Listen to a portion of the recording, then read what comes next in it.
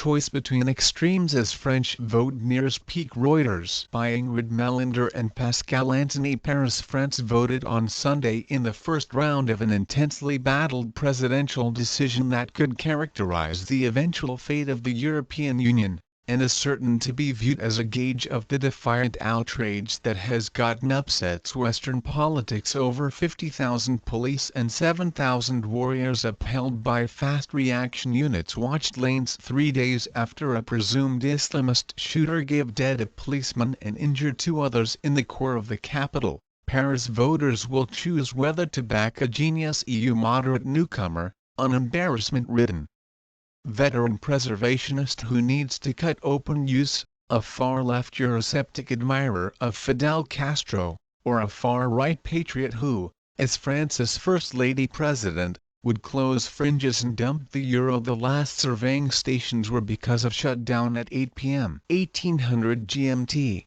and projections were probably going to give early pointers to the result soon after. The result will demonstrate whether the populist tide that saw Britain vote to leave the EU and Donald Trump chose leader of the United States is as yet rising, or beginning to ebb. But it likewise gives a decision between profoundly unique formulas for resuscitating a slow economy that slacks its neighbors, and where just about a fourth of under 25s have no job. A abnormal state of uncertainty added to the nervousness. Hanan Finidi, a 33-year-old money-related ventures supervisor, was as yet uncertain as she landed at a surveying station in Paris' 18th arrondissement. I don't have faith in anybody, really. I haven't touched base at any competitor specifically who could propel things, she said.